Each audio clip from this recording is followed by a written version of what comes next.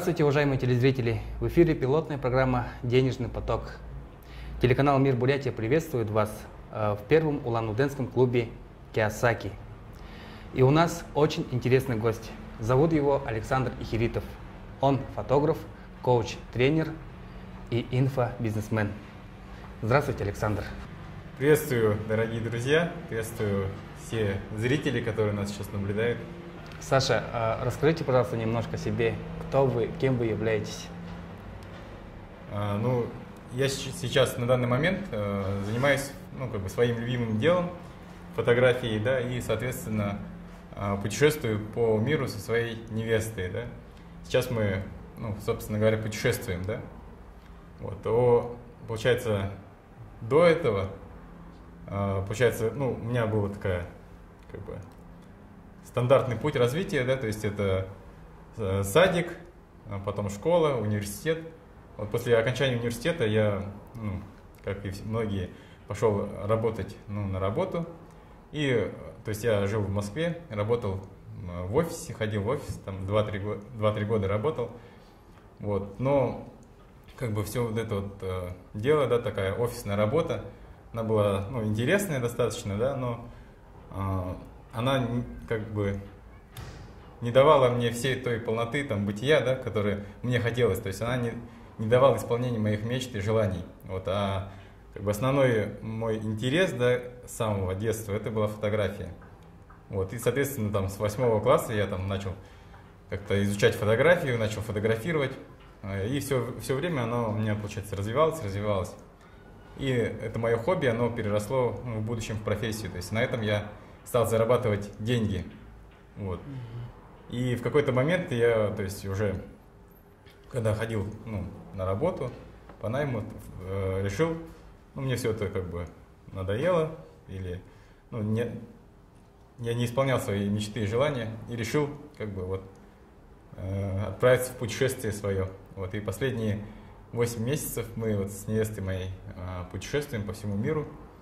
Вот, и, в принципе, зарабатываем на том, что мне нравится, приносит удовольствие. Принято считать, что в путешествие отправляются люди, у кого благосостояние позволяет, то есть те, у кого есть деньги. Да. Но так ли это на самом деле? Или можно отправиться в путешествие без денег, если изменить стиль своего мышления? Здесь есть два, да, подхода. Есть тот подход, то, что ты накопишь денег, да, и отправишься. И есть такой подход, то, что ты спасение утопающих, дело рук самих утопающих. То есть ты едешь и уже в процессе начинаешь генерировать какие-то источники дохода. Вот относительно меня, у меня такое совместное, да, сочетание. То есть я подготовился перед, так скажем, этим рывком, да, подготовился финансово. То есть надо как раз изучать финансовые такие вещи. Вот эти штуки очень помогают. Вот, и к тому, что у многих есть такое распространенное, не знаю, заблуждение или такое представление о том, что путешествовать это надо очень большие деньги. Потому что, как считают, допустим, мы жили полгода на Бали, да, как считают, 2 недели на Бали на двоих съездить, путевка, да, 150 тысяч рублей. Так. Вот, то есть так примерно прикинул, да, 300 тысяч в месяц, да, если на 4 недели, на месяц. Вот, но на самом деле это, не так. Очень не так, да? Потому что, когда ты же, получается, путешествуешь, но ты путешествуешь не как турист обычный, да, потому что там обычные развлечения всякие и так далее. И очень большую часть занимают перелеты, по деньгам. Вот. А когда ты живешь, когда ты просто, живешь в том месте, в определенном, может долго жить, месяц, да, у тебя расходы, они практически не отличаются. Вот я сейчас смотрю, в Улан-Удэ, да, то есть люди живут, примерно такой, или в среднем по России, да, у нас по расходам примерно так же выходит. То есть это не такие какие-то баснословные деньги, да, у многих есть такое представление, и люди поэтому боятся, да, отправляться в путешествие, да, таким образом начинать жизнь. А на самом деле, просто мало, может быть, информированы об этом. Вот.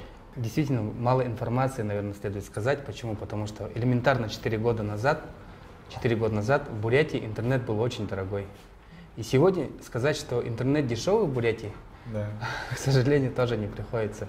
Тем более вы были в разных странах, вы были в Москве, часто путешествуете, вы об этом хорошо знаете. Но интернет размывает границы. То есть сегодня не важно, где ты живешь. В России живешь или там в какой-то другой стране, но ты можешь работать с помощью интернета. И вы это здорово доказали. Почему? Потому что я этой зимой, в январе, видел ваше интервью Артему Мельнику, программу «Истории переходов». Да. И что интересно, Артем запланировал записать 108 программ. А число 108 как раз это буддийская цифра, то есть означает, как раз если мы помним, ирхи, да, у нас есть, на нем как раз четкий, на нем как раз 108, из 108 вот этих шариков состоит, да, элементов. Поэтому вы были первыми, одним из первых гостей этой программы, одним из первых героев. Истории переходов. Да, программы «Истории переходов». И потом я вас увидел уже, когда вы рекламировали игру «Денежный поток», приглашали всех играть, приходить именно сюда, в первый улан-удэнский клуб «Киосаки».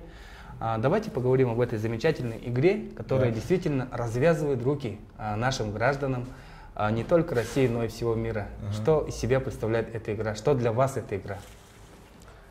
Ну, когда вообще с чего началась, да, моя история знакомства, да, вот с этой замечательной игрой, с того, что я прочитал просто первый раз, ну, книжку вот «Богатый папа, бедный папа», да, то есть, может быть, даже не игра, да, вот эта вот книга, она во многом как бы, ну, я со многими людьми общаюсь, да, то есть они говорят, что вот эта там книга изменила мою жизнь, да, то есть она как бы меняет мышление. Вот, и, соответственно, я читал эти книги, ну, получается, увлекался творчеством Роберта Кийосаки, да, его там, мыслями, мышлением. Вот, и затем я как бы узнал, что есть такая вот игра, которая помогает, ну, то есть, когда ты читаешь книгу, ну, ты ее просто читаешь, да, то есть она как бы, ну, получаешь информацию. Вот, а у нас как есть такая знание, умение, навыки, да, то есть ты получаешь знания, но вот эти умения ты как бы не получаешь.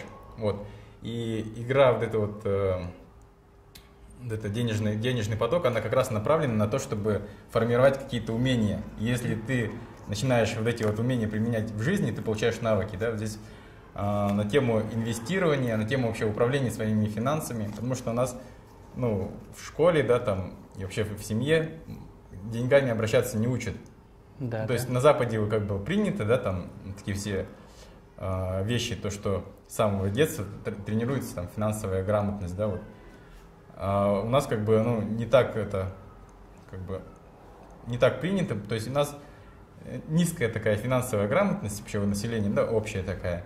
Вот, и вот эта вот игра, она в легкой и доступной форме, ну, учит, да, вот этим вот как раз знаниям, навыкам, то, что там кредиты брать это как бы плохо, да, то, что тебе на твоем этом денежном потоке это, ну, отрицательно сказывается, и ты вот будешь, ну, постоянно бегать.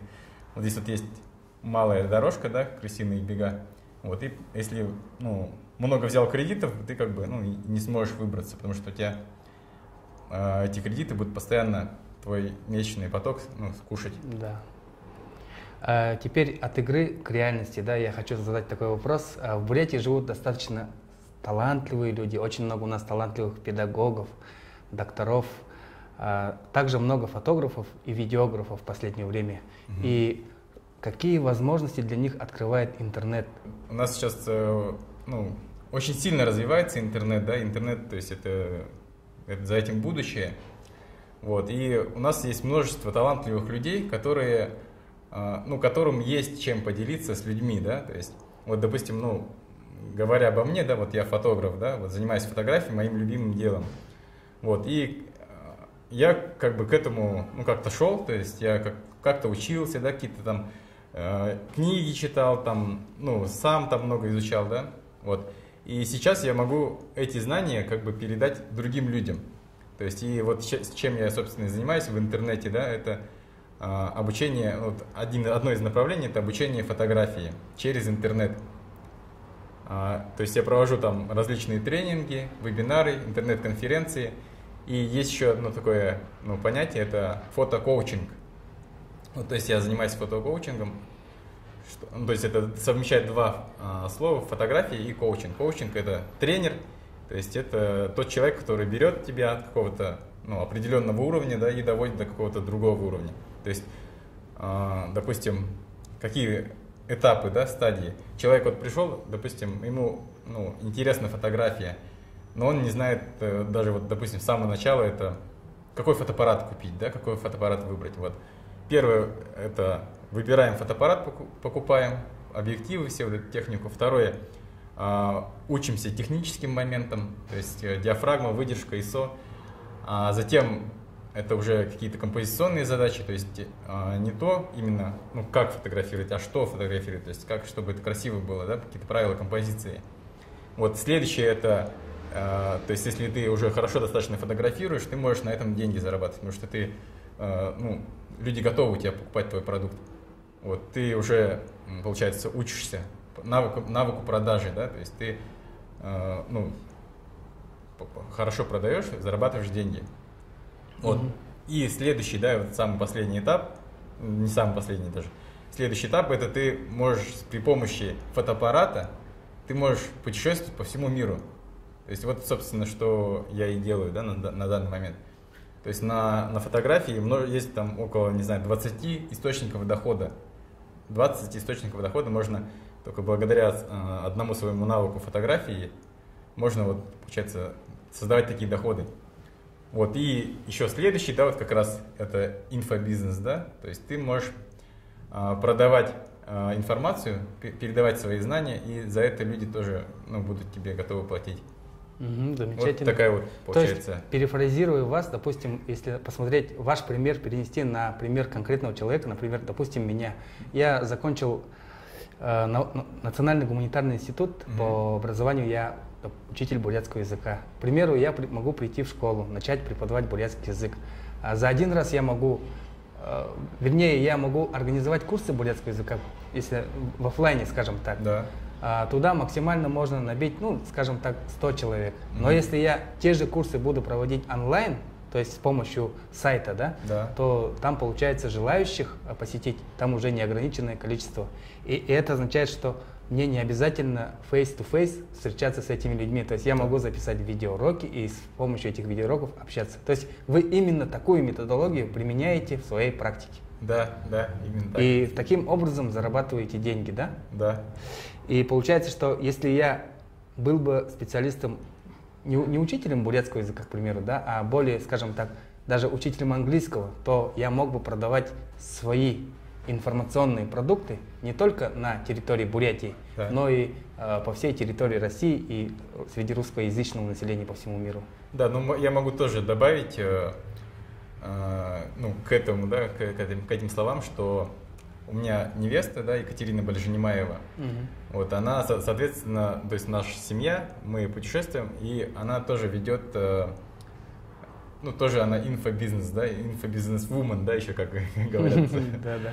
Вот, то есть она как бы непосредственно, да, вот это наши слова, она как бы притворяет в жизнь, да, то есть она преподает английский язык через интернет, то есть и ученики у нее есть со всего мира, то есть, русскоязычные, допустим, да, ученики, и они тоже также, те же самые путешественники, да, которые путешествуют, они сталкиваются с тем, что они, не могут, нормально там изъясняться, да, на английском. В школе мало выучили, в институте тоже там мало выучили.